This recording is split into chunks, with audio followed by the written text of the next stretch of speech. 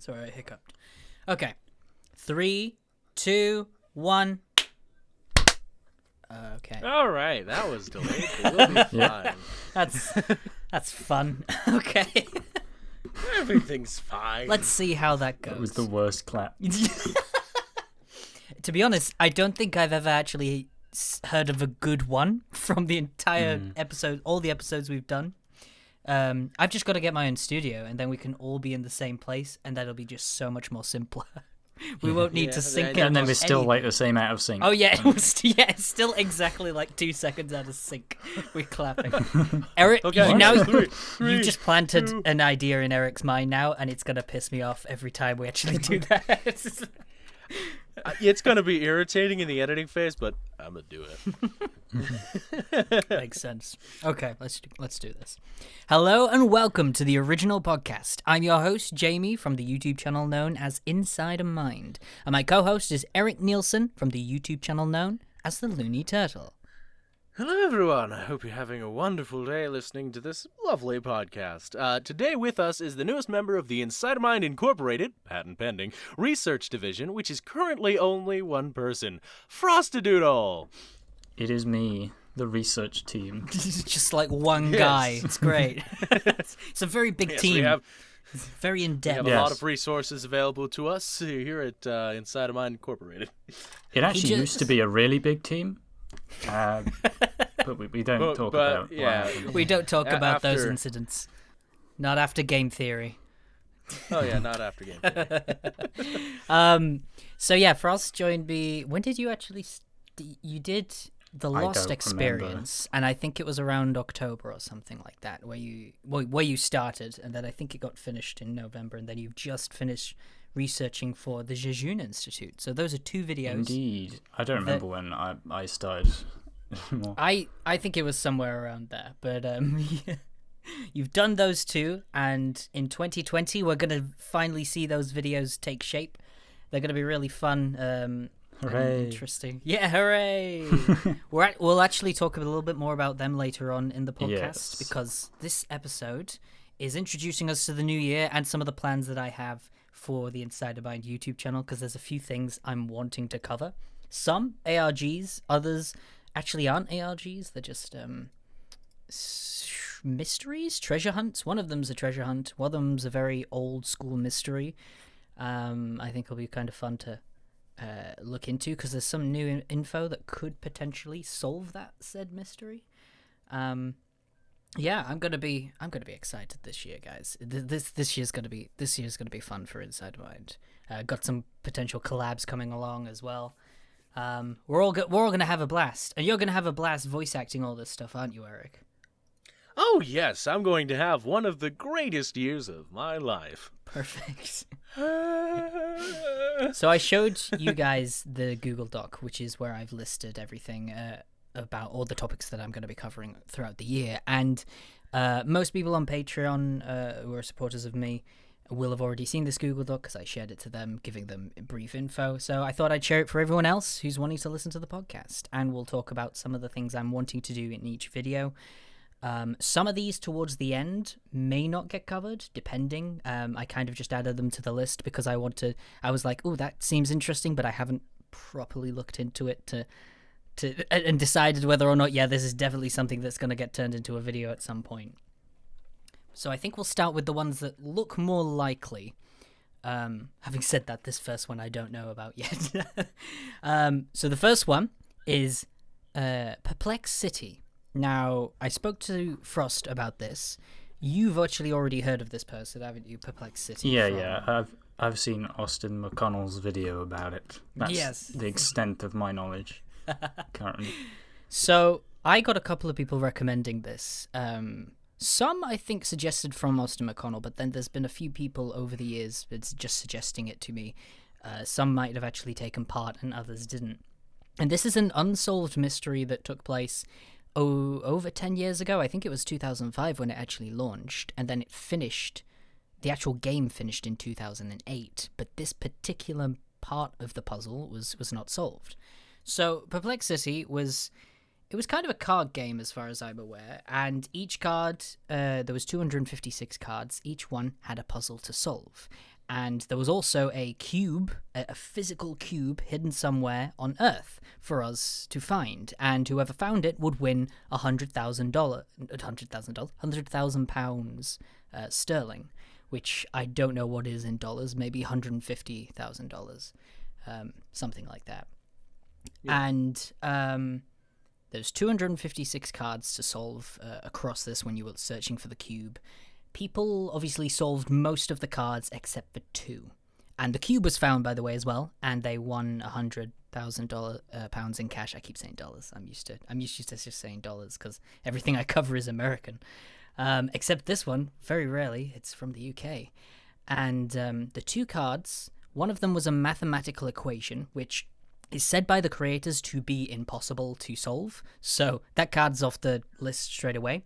But the second card was just a picture of a man standing in front of some scenery, and there was a Japanese translation on the side that translated to "Find Me."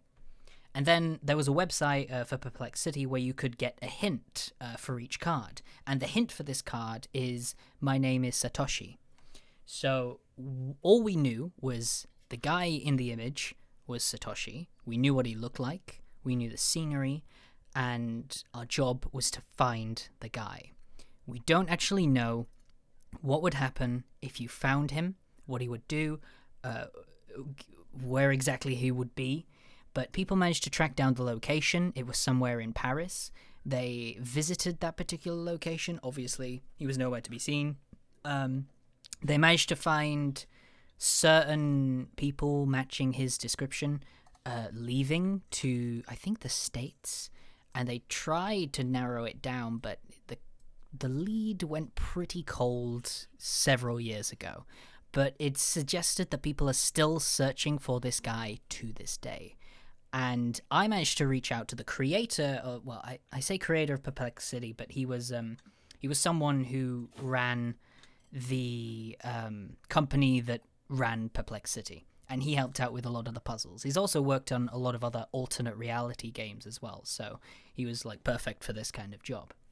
And I managed to get in contact with him, and just today, actually, he responded because I reached out to him asking, "Hi, could I possibly get an interview with this guy? Is there a way you can actually get in contact with him, and can we sit down and talk about what would have happened if people had found him during the game, and what would have happened? Would he have led them to something else? Would there have been some kind of prize?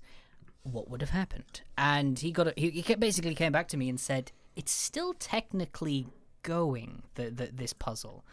And even though the game is officially finished, the puzzle hasn't, because no one solved it. So he doesn't want to find the guy and then send him my way, because it would spoil the whole thing. So part of me gets it, but the other part of me is like, well, who's exactly looking for this guy after 10 years? I think anyone who was actually vaguely interested in it has probably pretty much given up on it and expecting to not get anywhere with the case. But then the other half of me is thinking, since there was a prize money to find the cube that was hidden somewhere on Earth, what if I actually created a video instead of getting an interview with this guy, but rather I create a cash prize and see if it could reignite the investigation somehow, and see if we could come up with any more leads on where this guy is today. I don't really know where exactly I could go with that, but it's a starting point. My first instance of wanting to make this video was to actually get an interview with this guy, because I thought the puzzle was just kind of over, and it'd be kind of cool to just find out who he was and a little bit of interesting backstory. It'd have made for a decent video. But since that's kind of off the table now, I'm wanting to see if we could actually solve the mystery and find him, if it's possible.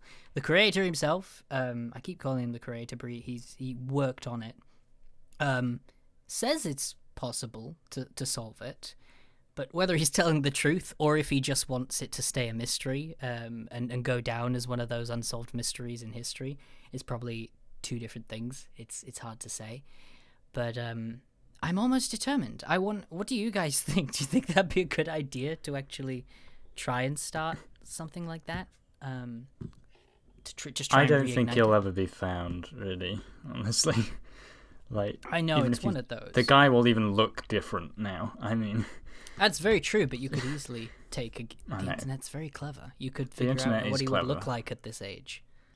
Yeah. I don't know. It sounds like an interesting idea, but I'm not sure if it would yield any results. That's the only problem. I want to give it a go just because I think it'd be fun at the start, but then I think it would definitely peter out quite quickly. So if I was to actually do this, maybe the cash prize can be given out differently if people don't actually find him. That I could implement it some other way. You know, I could start out with, it's a cash prize if you find this guy, but then, you know, if we don't end up finding him, I could give it away some other way. If I was to do that, obviously, because I feel if have a time limit to the cash prize. yeah, well, like if I announced that I'm giving away that money, I feel like once I've announced it, that money is no longer mine. It's there to give away to someone. So I don't want to like say, oh, I'm gonna give this away, this amount of money, and then no one solves the puzzle, and then I just get to keep the money, because I feel like that's a bit unfair and a kind of a way of cheating. So I feel if I was to do it, I would have a backup way of giving that money to someone who's earned it, or won it in a different way. But it's finding what will be the best way to do that. It's one of those. I'm not sure. So still figuring out that particular video topic, but there must be some other way to actually reignite that case. The next one I'm wanting to do is finding Forrest Fenn's treasure. Have any of you... That's a lot of Fs. Have any of you guys heard of Forrest Fenn? I think so. Yeah. Have you? It's like one of Really? those sort of almost legends, kind of. Yeah, I don't think I've heard of that one. Like actually. I didn't recognize it by the title, but I've read your little description of it, and I'm like, I've definitely heard of this before. Really? I'm not... Yeah. Yeah. Well, I wasn't sure, because it's fairly modern. So basically, Forrest Fenn is some kind... He was an art dealer, and he obviously made a lot of money. And I hear that he was dying of cancer in the 80s and was planning to hide around $2 million worth of treasure somewhere in the Rockies. I've put here roughly 1,000 miles between Santa Fe and New Mexico. And the Canadian border, sorry. 4 people have died trying to find this treasure, although I think people have gone into dangerous areas that they shouldn't have gone. There's a particular warning on this treasure thing saying basically don't go anywhere that an 87-year-old man can't go, so because he was the one that hid this treasure. So he's not going to go in a really dangerous place that these people have probably gone. And one of the things I wanted for this video is not as ambitious as the Perplex City one, because obviously Perplex City I'm wanting to solve the mystery, but with this one I'm not saying let's go find the treasure. This one, let's go guys, get your shovels. But I'm actually wanting to interview Forrest Fenn, maybe interview some of the people who've been looking for the treasure, and try and have a debate on whether or not he's telling the truth, because $2 million is a lot, and hidden it in 2010 and no one's found it since. And a lot of his reasons for doing this was he wanted people to stop looking at the computer screen and go outside more, so that's why he did this treasure, to get people out more. But he could have easily just said that there's treasure, and people will forever be looking for the treasure, but that means people will forever be leaving their house away from the computer screen looking for the treasure. So there's that part of my mindset thinking, is he actually telling the truth? Is there actually treasure out there that's hidden somewhere? Or is it just a way to get people out and exploring? I mean, that's not exactly a bad thing, but I'd be curious to interview him to see what he has to say. Interview people who have been looking for it. What is it that makes them convinced that there is a treasure out there? And so forth. Oh, also, I actually haven't explained how he announced this. When the treasure was hidden back in 2010, he released a poem, and the poem is what will lead people to the treasure. He said, read the poem as if it's placing an X on a map to mark the treasure. He said he also released a book that has a couple of clues to where the treasure is, but nothing in the book will actually really help you find the treasure compared to the poem.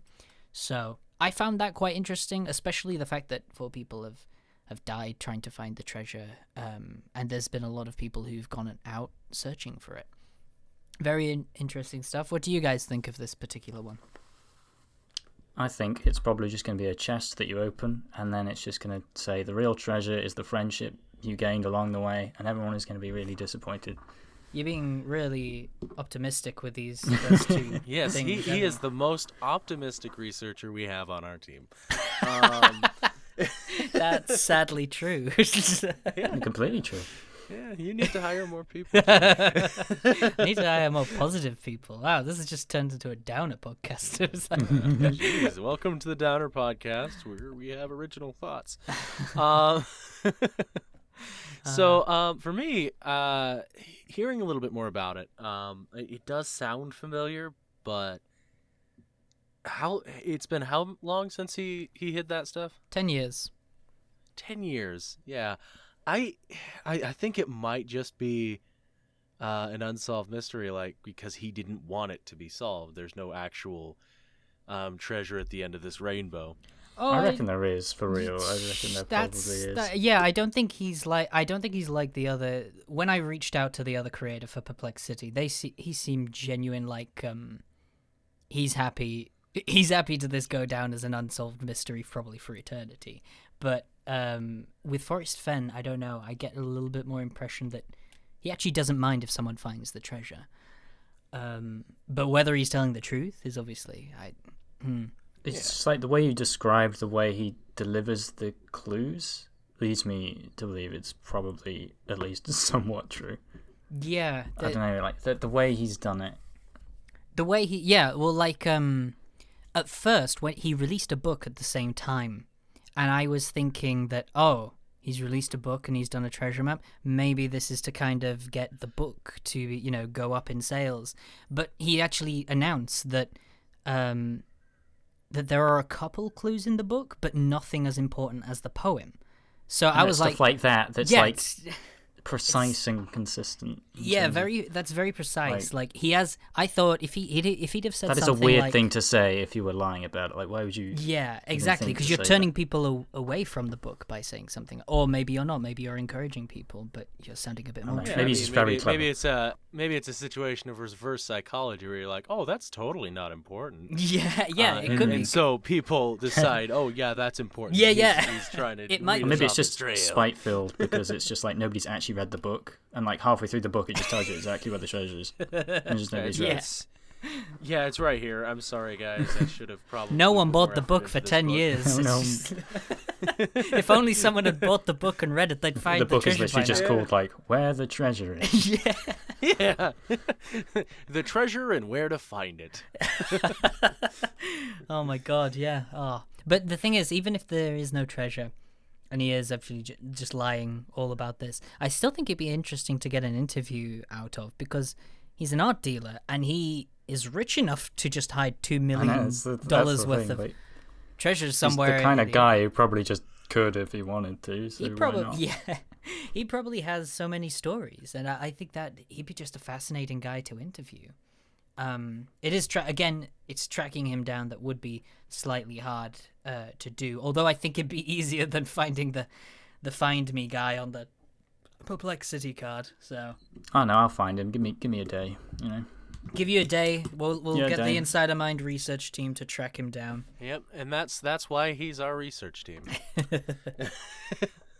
So yeah, that's finding Forrest Fenn's treasure. That one is a potential collab with Night Docs, who said he's quite interested. So he's going to be trying to actually track down Forrest Fenn, and hopefully we can get in contact with him. Night Docs, we actually have a podcast coming out soon with Night Docs. That'll be great. We actually recorded it before this podcast, but this podcast is coming out before that one, which is going to be fun. It's just me and Eric just chilling out. He's got a few topics to talk about. I I can't remember which ones specifically we get to cover because the audio does cut out towards the end.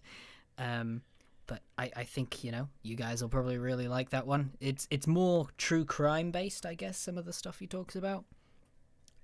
Yeah, like didn't we talk about that serial killer? Oh yeah, the Toy Box Killer. Yes. It's a very fascinating name.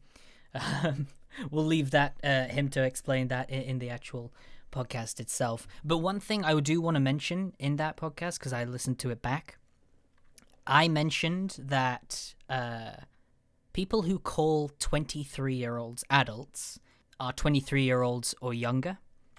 And I just kind of want to explain that phrase and why I mentioned that.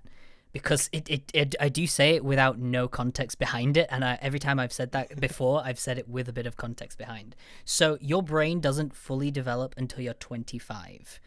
And I think you're a fully grown adult probably around 25 to 26. You'll still learn a lot of stuff in your late 20s, but you are still developing all the way up to 25.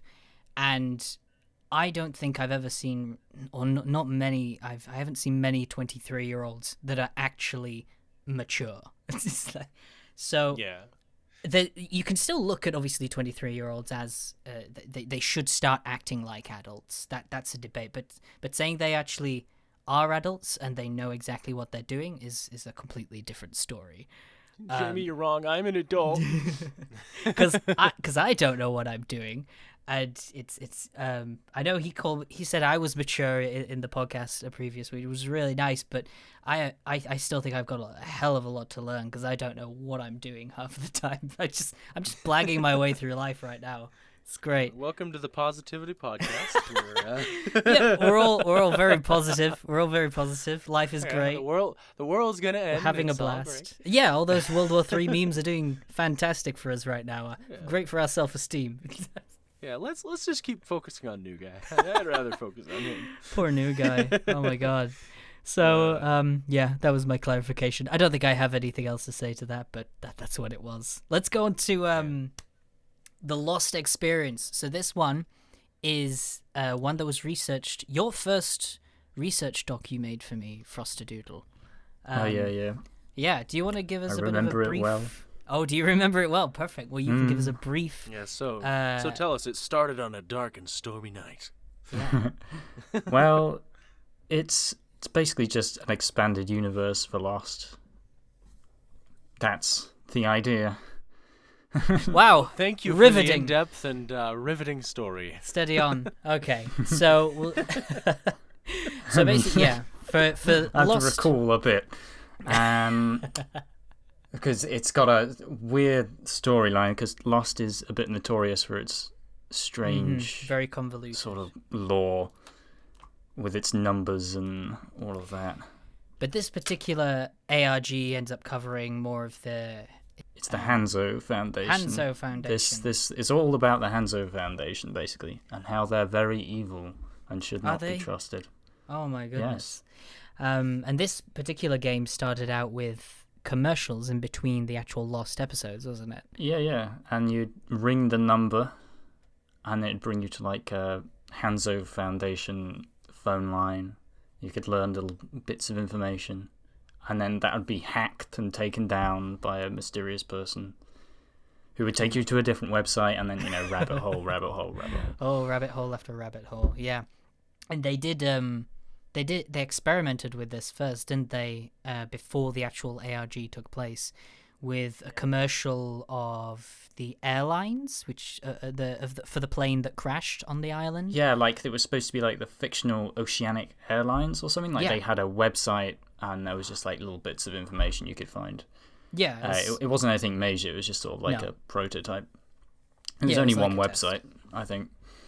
Yeah, I think that was like an experiment to see how people would engage with it all, and then they launched the official one with the Hanzo Foundation.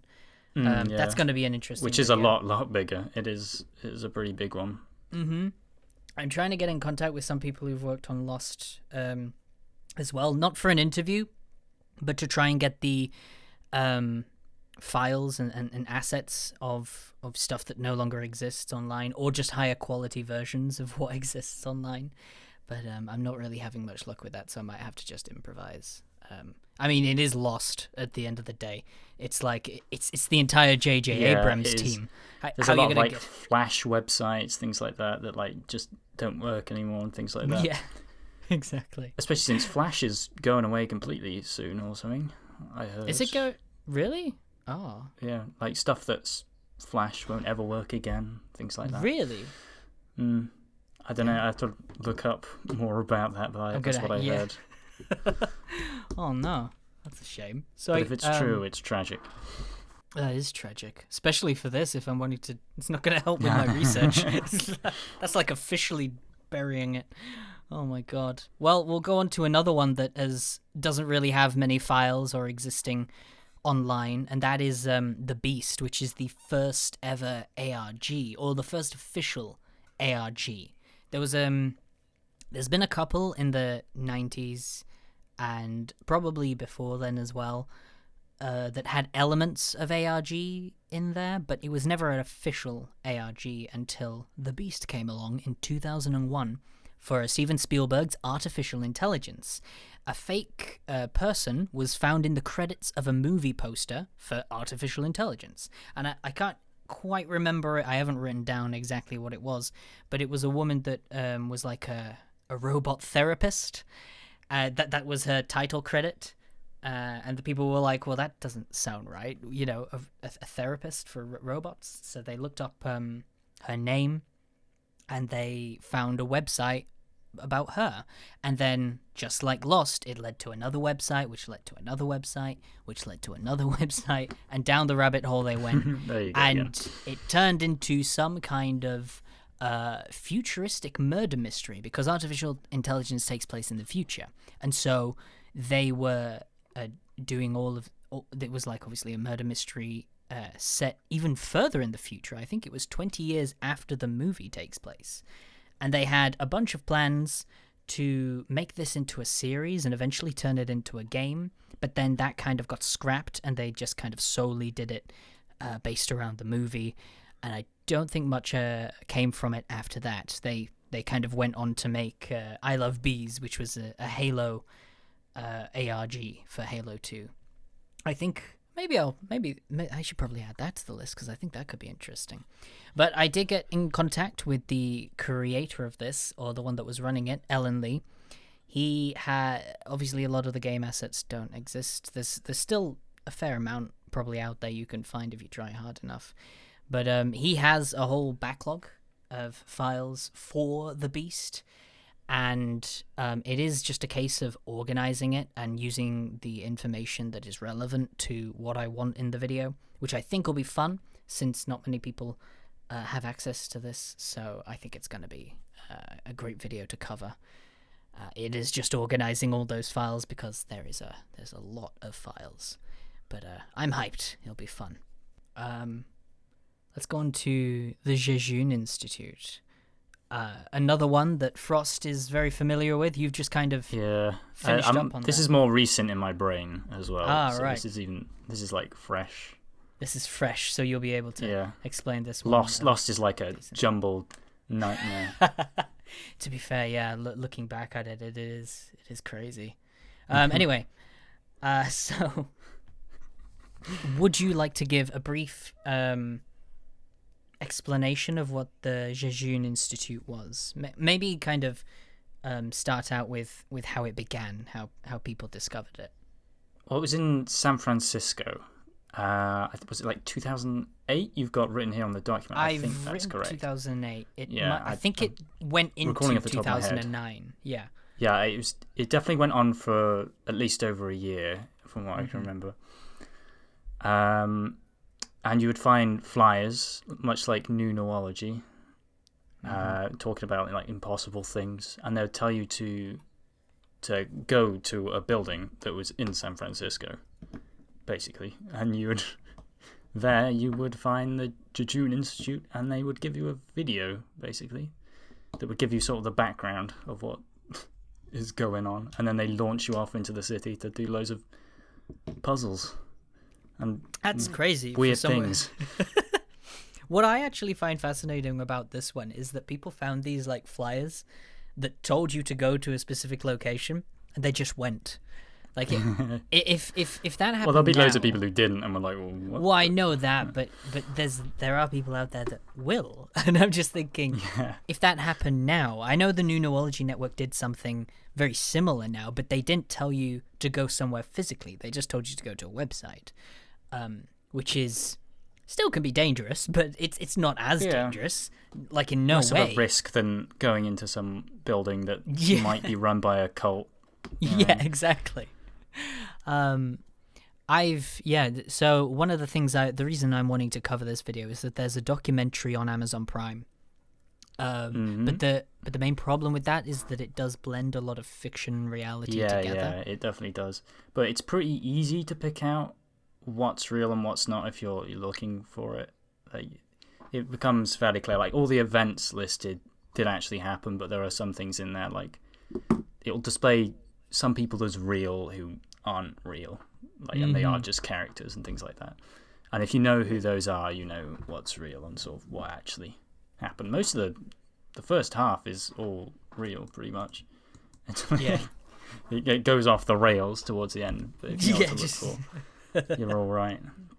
Just Which a little kind of makes sense, though. I mean, that's kind of what the ARG was. It was constantly trying to blend what was real and what wasn't all the time. Yeah. So what I'm wanting to do with this particular video is actually point out the parts that are real and fictional. Just for those people who are not caught up with the story and get confused, because I do think this is a very interesting, I want to say scavenger hunt, because it kind of was, on its own, just for what people did and the things that people got caught up in. And I think that story in itself is interesting as it is and doesn't really need to be blended together like the documentary did. But I totally get, like you said, why they did it. I think it was like a conscious choice to kind of represent what the ARG was. Yeah, makes sense. Like, its intention is to kind of confuse people, so the documentary itself had to be confusing. Yeah, exactly.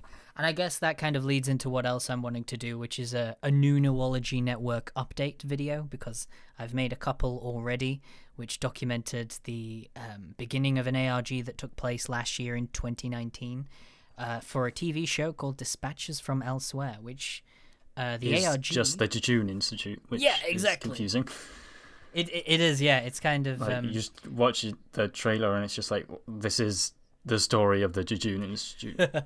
So is it like a complete, just a reboot, and they've kind of I mean, I can't tell rebranded the name exactly of from the trailer, but for what I saw from that trailer, it was like, oh yeah, that's Octavio Coleman. Oh look, there's the Elsewhere Public Works Agency, like pretty much the main protagonist from Jejune Institute storyline.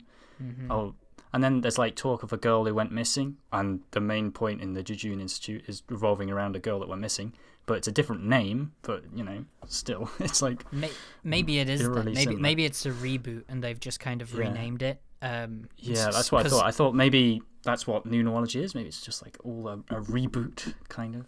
It probably modern is. retelling. Because Elsewhere is fighting against the new Neurology Network. Yeah, that's what I thought. It was like, is it canonically all the same universe? Because I'm not really caught up with new Neurology Network. Like, did the Jejune Institute happen? Or is this like a new version? There hasn't been any mention of the Jejune Institute. So that is weird. Yeah, so Elsewhere's maybe been this is mentioned. just a second chapter, Maybe. but it's sort of like a Force Awakens reboot, kind of. Yeah, unless That they're all kind happened, of... but it's new. Unless they're disguising themselves as the new Neurology Network, and that's why... I don't know. Or maybe some kind of Yeah, it's just weird because at the end of Jejune Institute doesn't go away. Like, it's not defeated or anything. It's still there. So yeah, it's still there. So it's like, yeah, that is an interesting one. Yeah. I think it must be a reboot because, like you said, the name of the girl that's missing is different. And if the girl that's what is, I think. so It's like, is this a new universe? I'm gonna have The same idea, but today, basically. I'm gonna go out on a Updated limb and say it is. Yeah, say for like that it's today's updated. ARG audience. That would make sense. And I think the actual ARG for the new Neurology Network is actually going to be playing alongside the episodes.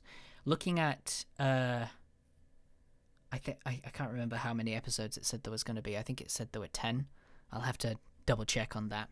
But each episode there's probably going to be some kind of audience interaction. So I'm going to be hyped. Yeah, it's going to be interesting to see how well that show does. I mean, like, I haven't really heard of it, like a TV show based on the plot of an ARG from 2008. That's probably why it must be a reboot, because it's going to have to introduce its story to an audience that isn't familiar with it. Yeah, I think it is, like, it's closely following it to a degree, but it's like been taken and updated for sort of today's ARG standards, kind of. That makes sense. What's expected, like Discord servers, etc. Yeah, exactly. That's probably what it is. I got another one on my list. This next topic is not actually an ARG or anything. It is an old school mystery, and it is the disappearance of Amelia Earhart. I'm gonna assume that you guys know who she is, with it being old school. No, Jamie. Who Yeah? is Amelia Earhart? You don't know who she is, Eric? Well, I guess I'll tell you. Okay. Alrighty. See, that's what's called helping. There you go. You helped out. So all my young viewers, I assume everyone already knows who she is, but I spoke to Night Docs about it, and he was talking about how a younger audience probably wouldn't know who she is, and I'm just thinking, well, wouldn't you learn that in school? I would assume she'd come up in like history class or at some point. I'm sure she did when I was in school, and that was 10 years ago, so I can't think too much would have changed. In that, because it's one of the classic old school mysteries that kind of just sticks with people, and so it always gets taught. Like the War of the Worlds broadcast with Orson Welles, that gets taught in schools, because I hear every time ever since I made that video, I get comments saying, "Oh, we learned this in school. We didn't know about the extra part." I honestly don't remember where I heard that from originally. It's just kind of it's in everyone's brain somewhere. Yeah, it's just kind of imprinted. I was never taught that in school. Oh, really? War of the Worlds? Yeah, I Oh. never. Yeah, that wasn't something in school, but I did learn about it. That's interesting. Yeah, well, I hear a few people get mentioned about it. So maybe Amelia Earhart is similar, where it's taught in some schools and other people just hear about it. Maybe I think I probably just heard about it at some point. I don't remember getting. I learned about it school. from Night at the Museum 3 or 2. I can't remember which one it was. Yeah, because she was there. It was like she was in the museum, and I was like, "Oh, who's she?" And I was like, "It's Amelia Earhart." Oh, great. I think I was like 9 when it came out, so give me a break. It's like it's not exactly a specific age you learn about Amelia Earhart, but obviously, let's just give the benefit of the doubt, and assume that everyone knows who Amelia Earhart is. So after she went missing, people, obviously, there was a search party that went out for her, tried to find out if there was a body or anything like that. Most people believed that she just landed into the, is it the Pacific Ocean? What have I put? Pacific Ocean. Yeah, Central Pacific Ocean. They believe that she just crashed, and that's why they can't find her. But there were bones found on an island nearby in 1940, and the bones were identified as a European man, and they were soon. I think they must have just thrown them away or something. But whatever happened, those bones were lost, and lost for good. And so the mystery was never solved from there until the past 20 years, maybe 30, because it was the 90s when it started coming back again. And people started looking at the notes from this particular professor who had, analyze the bones to find out who it was, and his methods were outdated, and he'd made a few miscalculations, or they believe he's made a few miscalculations going by the notes, because they don't have the bones in front of them, and they believe, looking at the pictures of Amelia Earhart and her height and obviously build, they believe that the bones could have actually fit a European woman of the same height as Amelia Earhart. But because they don't have the bones, they can't confirm it. However, there has been another update just last year saying that they supposedly found the bones that could have been lost in 1940. How they found the bones that got lost in 1940, I don't know. That apparently they were found in a museum. how the museum found these bones. I don't know, but they've taken these We bones. found the bones. They're in the museum. They're in the museum all along. Oh my god. Yeah, one day we got this order of bones. Butterfingers. I put it in the back room. So something doesn't quite add up. I'm trying to look into it a little bit more because a lot of it is confusing, and I've read like criticisms towards this and stuff, and a lot of people who have criticisms towards it are just confused because there's so many different stories coming out about it. So I'm trying to find the right leads in this specific area, and I think it is correct that they have found the bones, and they're actually taking them for DNA testing. Whether it'll come back as the actual bones that went missing, we don't know, but that's still to be updated. So I'm going to try and keep an eye out for that. But if it does, and something comes back, I think it'd be interesting to make a video about that. Because I did War of the Worlds, and I quite like doing the classic mysteries and adding an extra bit of... old school mysteries, and adding a bit of extra information that people don't usually hear about. Because with these classic mysteries... Yeah, it's like rumors and myths about, don't swim in the water 5 minutes... Until 5 minutes after you've eaten or something like that. There's all those myths that go along, and everyone hears the myth, but they don't hear the extra part that, it's not true, or there's not... It's not they probably as don't true hear as you that believe. part. Yeah, exactly. Well, some of the things I'd like to know about is kind of, for one, why was she doing that fly over the ocean? Why not? Yeah, why not? Why wouldn't you do that? If you could fly like she a goes plane. over the Atlantic and then goes missing in the Pacific, so is she going around the world? Yeah, she was going around the world. She was going to be the first female to do that. And then, and if she'd have succeeded, she would have been. Because she was supposed to be a female icon at that time. She'd written books about feminism, I think, and obviously female empowerment. And she was the first woman to fly solo over the Atlantic Ocean, so she was going to be the first female to do this as well. But unfortunately, something happened that caused her plane to crash. They believe it might have been down to fuel, and it just went down. But there was an interesting thing that while people believe it crashed into the water and she was dead instantly, there were reports of transmissions going out from radio of a woman in distress calling for help, and some say it sounded like Amelia Earhart, who was listening to the audio intently. There was also a American woman who had her radio on that picked up the signal and couldn't quite make out what it was on her radio, but it could have been Amelia Earhart calling out for help. And from the audio that they managed to pick up, it sounded like she was saying that she was alive but injured, and her help, she had someone with her. I think it was Newman, the guy's name, but he had died, apparently, according to this transmission. So some people are theorizing that she lived as a castaway for maybe a year or so before dying.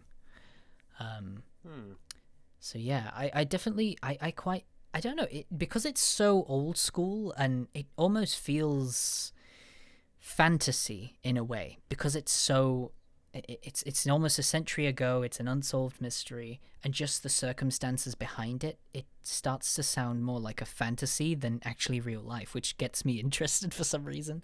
The fact that it took place in this world. I'm similar, to be honest, I'm similar to that with like the Titanic. Have you guys actually heard how unlucky that particular night was for the Titanic?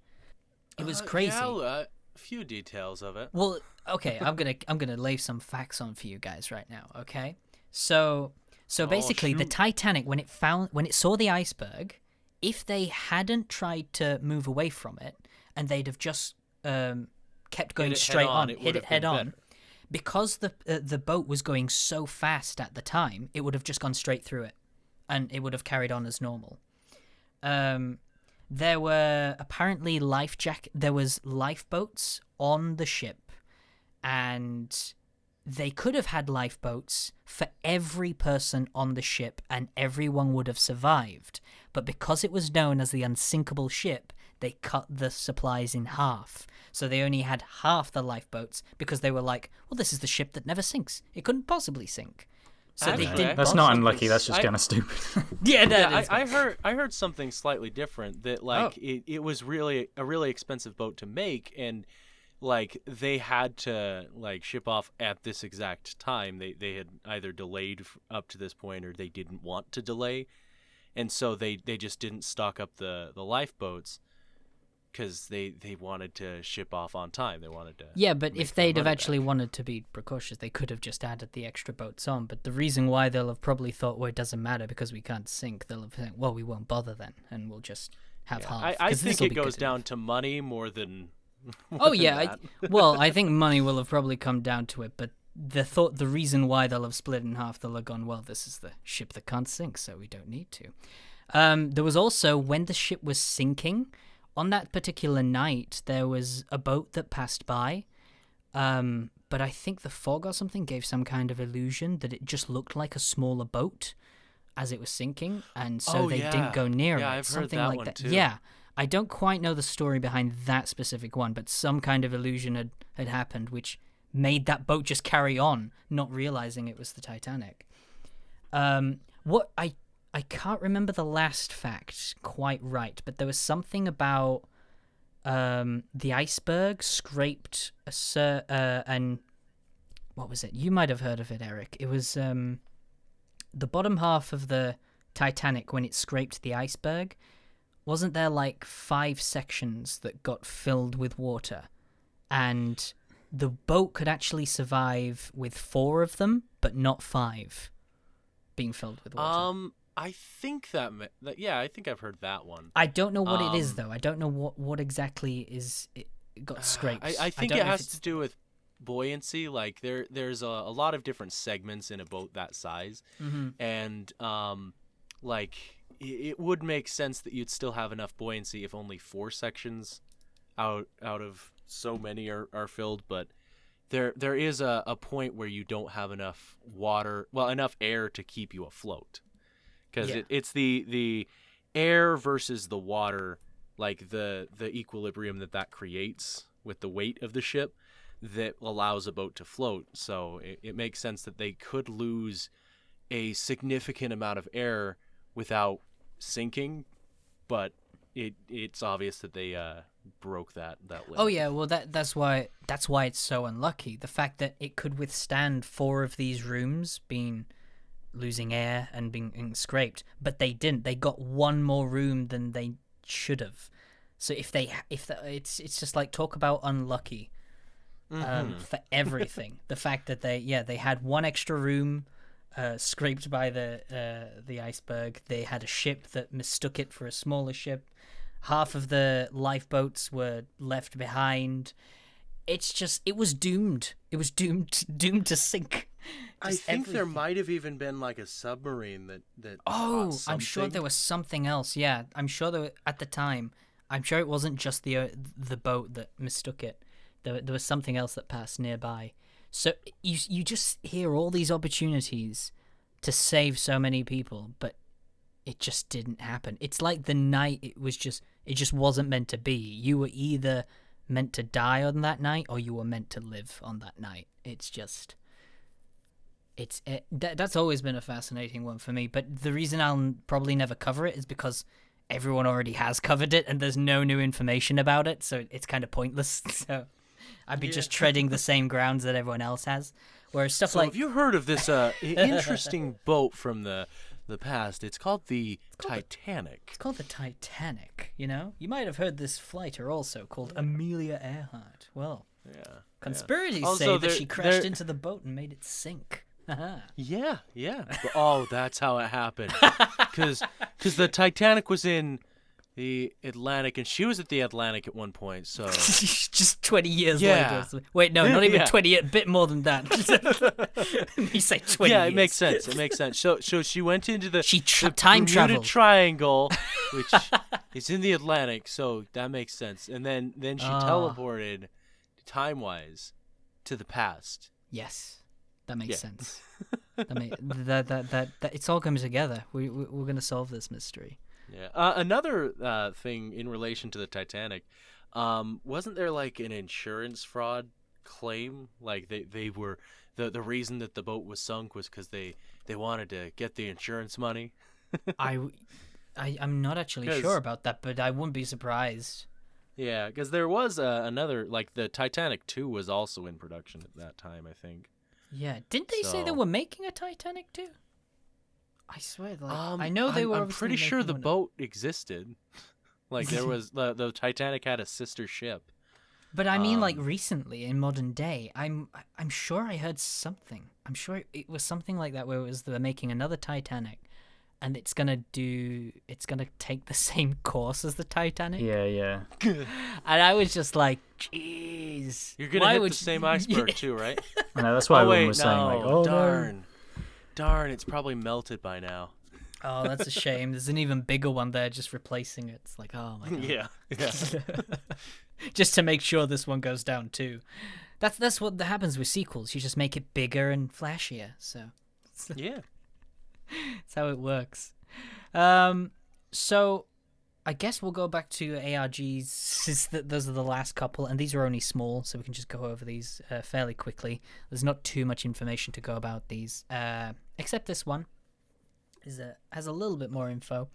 21 Pilots, the Dema Yep, the ARG. band is great. Yeah, it's the band. They actually made an ARG for their latest album that came out in 2018. I almost said last year, but it's not last year now. It's 2 years ago. But their merchandise store updated with a new GIF in the which had strange imagery appearing on it. And when you clicked on the GIF, it would send you to a website, which then led you to a secret page with screenshots of handwritten letters from a man named Clancy, who was trying to escape a place called Dema. And more clues were updated every single day for a couple of weeks, maybe, giving you insight into the story of Dema and what exactly happened over there. With it was supposedly ruled by these 9 bishops, and there was many people there who it was very I'm trying to think of where exactly it was inspired by, but it was inspired by the olden days with particular towers called. Oh god, I really should have written notes down for these, but these are quick ones. We're gonna just blast these are really through. quick I didn't ones. put my notes down.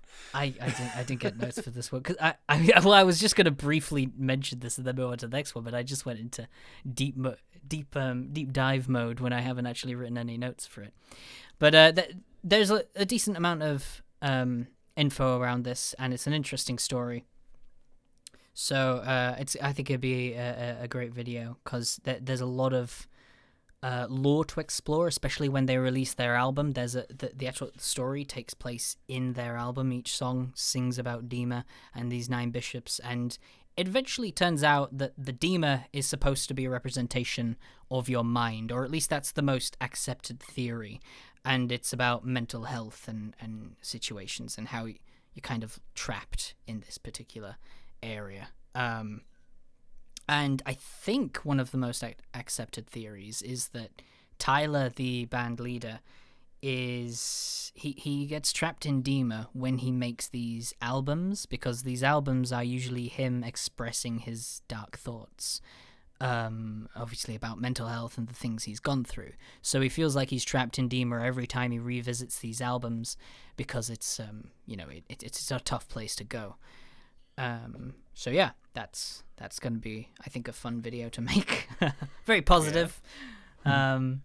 And then the other one is Bioshock ARG. Now this one's really short because I actually haven't looked into this at all. I've just literally written Bioshock. Bioshock 2, the game?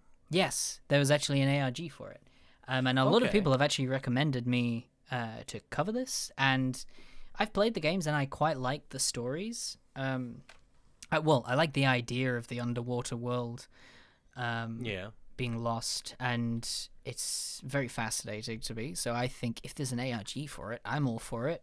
I want to know how it started and what happened in it, and so that's something I'm wanting to cover. Maybe this year, or maybe the year after. I've never played those games, but I have heard pretty much all of the stories. Oh right. So Yeah, I didn't know they had an ARG. That's A lot gonna of be people interesting. don't. Yeah, there's so many things that had ARGs or maybe Like, elements of ARGs.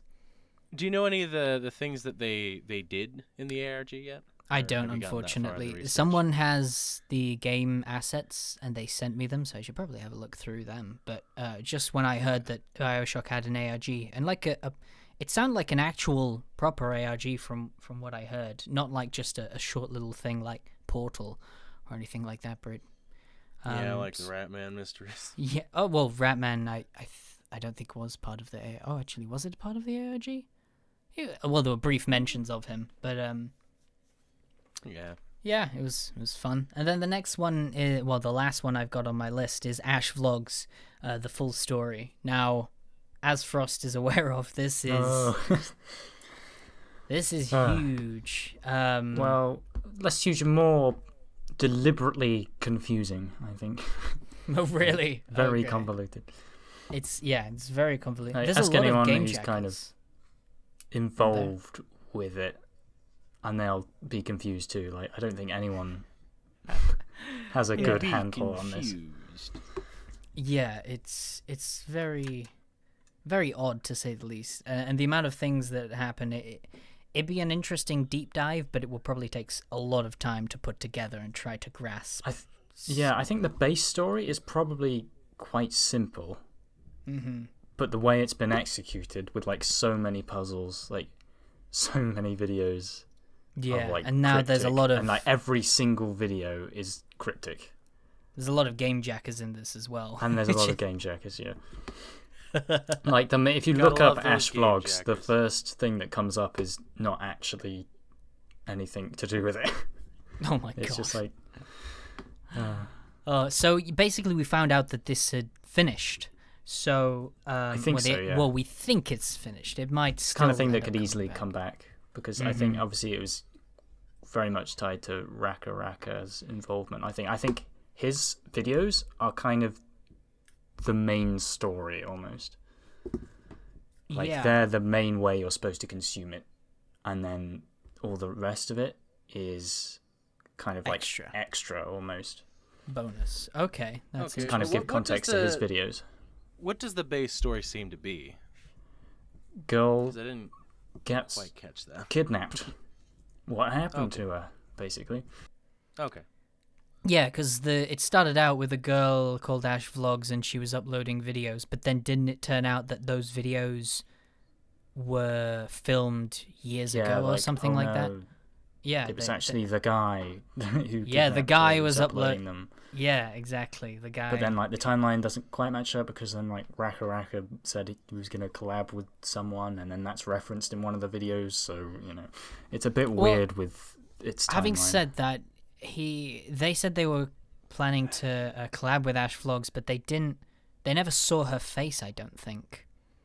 Yeah. So, because I'm sure it was just the account. So they could have been planning to do a collab with Ash Vlogs, but it would have still been just the guy behind that particular channel. Yeah.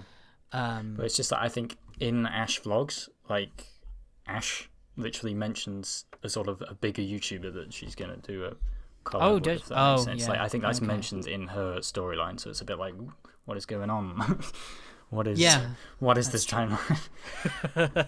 Trying to then, put like, it together is everything's- going to be interesting. Everything is so sort of like almost overly stereotypically ARG kind of. You know what I mean? Like, every video is the most cryptic thing on the planet. Oh my It's god, like, yeah. It is very, yeah.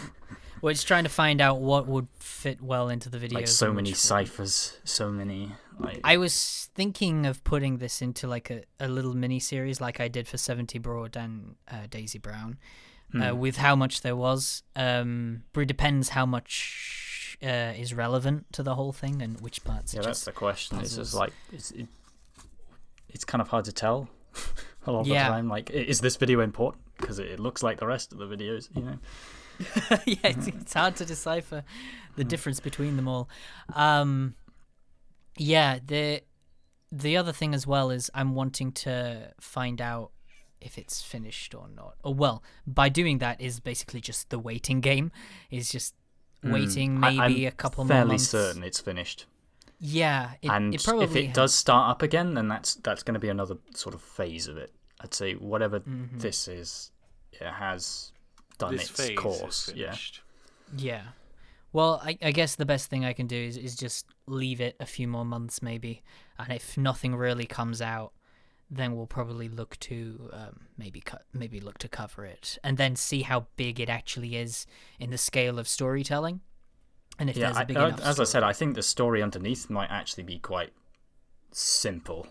Yeah. It's been executed in a way that's deliberately kind of cryptified it. That's not a word, but I'm using it as a word.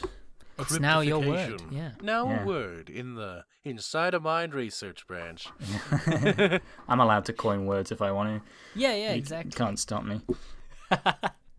You're the expert in this case. You gotta pretend. Oh man. Well, I think we've got through the main list. I don't think there's much else that I'm planning to cover. Well, obviously ideas will start getting added to the list as the year goes on. I guess another one I'm debating on is Markiplier's Connected Universe. That's more of a goofy one. Yeah. But I do really like it. It kind of gives me Gravity Falls feels, with like that real wholesome feeling while you watch it. I see. Well, it does, because it's really goofy, but it also Yeah, I has know. that I was mystery just trying to element to it. connect it to sort of Gravity Falls in my head. Well, if you think of it this thematically. way, like the humor in Gravity Falls and then the mystery, that blend I guess, really yeah. fits well, and that's what Markiplier's A Heist with Markiplier reminds me of. That kind of Heist with Markiplier really... is definitely the best thing he's done. I'd Oh, absolutely. Oh, yeah. I mean, I think he's one of the he's like the definition of a YouTuber that actually is talented, because he can act. He's got a great voice, and he really enjoys what he does as well. Yeah, and just the silly things he pulls in that series. Yeah, well, Like, I already... I'm Go on, sorry. when he was doing that one part of going from one beam to another, and he just throws a dummy and has it dragged across the ground. I think that was the best joke in the entire thing. It's just amazing. But I already saw hints of this in his Who Shot Markiplier, because just the way he put that together I thought was brilliant. And then this is like a even higher budget version of that, but also obviously multiple choice. Yeah, I think he does that well. I wasn't a huge fan of Who Shot Markiplier. You weren't nothing wrong with it particularly, but it just it wasn't for me, if that makes sense. Oh no, I love the well, I think the ending, it kind of lost me a bit, but I really do love those first 3 episodes or something. I love the fact that it's in the style of a video game, so to speak, and then they did a similar thing here, and it was just yeah. But yeah, I genuinely do like A Heist with Markiplier. I think that's the best thing he's made. Absolutely, Full stop I in think general. it is absolutely great, and I look forward to some of his other work that he plans to do. I hope he continues with that kind of stuff. But Oh yeah, I definitely think he will. 100%. I definitely think so, because he keeps returning and connecting it all together, because he did a date with Markiplier, which also features his alter ego Darkiplier, and that appeared in A Heist with Markiplier too.